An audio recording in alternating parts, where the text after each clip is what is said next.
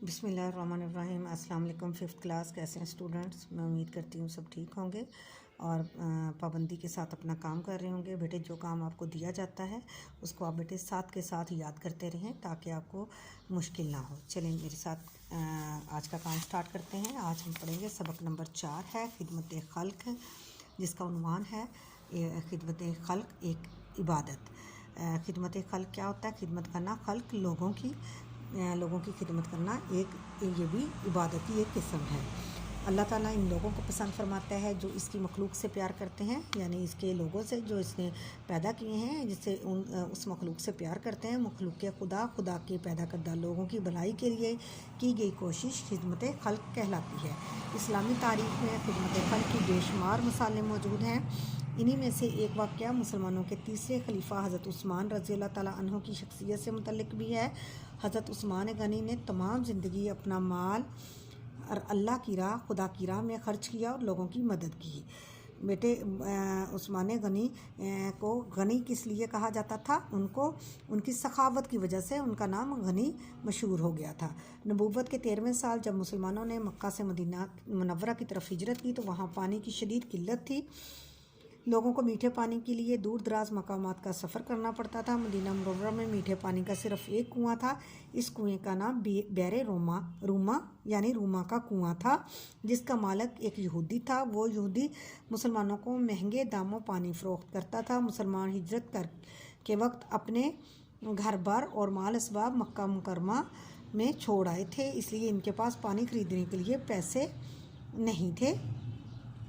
मुसलमानों ने अपनी परेशानी का इजहार अल्लाह के नबी हज़रत मोहम्मद सल्लल्लाहु अलैहि वसल्लम से किया। आप सल्लल्लाहु अलैहि वसल्लम ने सहाबा से फरमाया कि क्या तुम में से कोई ऐसा शख्स है जो बैरे रूमा को ख़रीद कर रफ़ाह अम्मा यानी आम लोगों की भलाई के लिए वक्फ़ कर दे और कल क़यामत के रोज़ हक़ ताला के यहाँ इसका बेहतरीन मुआवजा और बदला हासिल करे।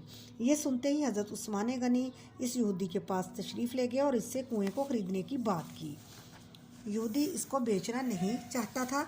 आखिरकार बड़ी कोशिश के बाद यहूदी कुएं का आधा हक़ फ़रोख्त करने पर रज़ामंद हो गया, यानी आधा कुआं फ़रोख्त करने पर रज़ामंद हो गया, जो आपने 12,000 दिरहम में इस शर्त पर ख़रीद लिया कि कुएं के पानी में एक रोज़ हज़रत उस्मान गनी का हक़ होगा और दूसरे रोज़ कुआं यहूदी के लिए मखसूस रहेगा।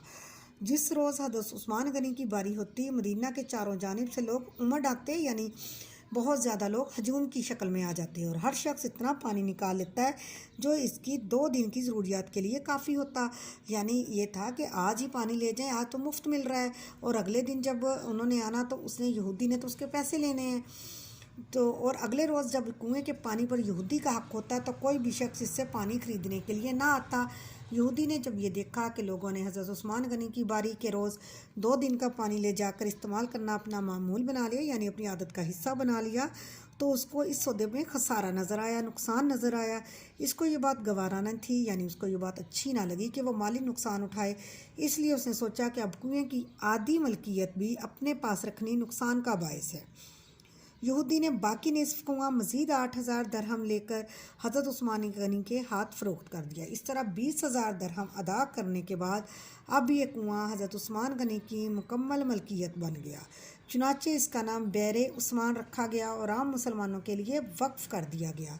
यूँ हज़रत उस्मान गनी ने ज़ाती नफ़ा के बदले, लोगों की भलाई और दुनियावी फ़ायदे के बदले आखिरत को पसंद फरमाया। वो कुआं आज भी मदीना मुनव्वरा में सदका जारिया, यानी क़यामत तक उसका जो लोग वहाँ से लेंगे उस पर वो सदका जारिया के तौर पर उसका सवाब मिलता रहेगा के तौर पर मौजूद है, और इसका सवाब इंशाअल्लाह क़यामत तक आपको मिलता रहेगा।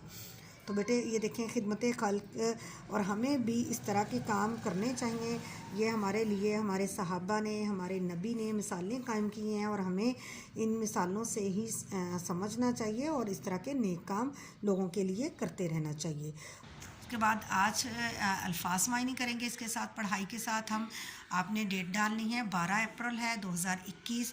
अल्फाज मायनी है, पहला लफ्ज़ है इजहार, ज़ाहिर होना, उमड़ आना, चारों तरफ से घिर कर आना, बिशारत, खुशखबरी, पेशकश, पेश करने का अंदाज़, खिदमत खल्क़, लोगों की मदद करना, खसारा, नुकसान, تو بیٹے یہ آج کا کام ہے ہمارا، آپ نے اس کو اچھے سے یاد کرنا ہے اور رف کاپی پہ اس کی پریکٹس کرنی ہے، اور اس کے بعد آپ نے اس کو نیٹ کاپی پہ کرنا ہے۔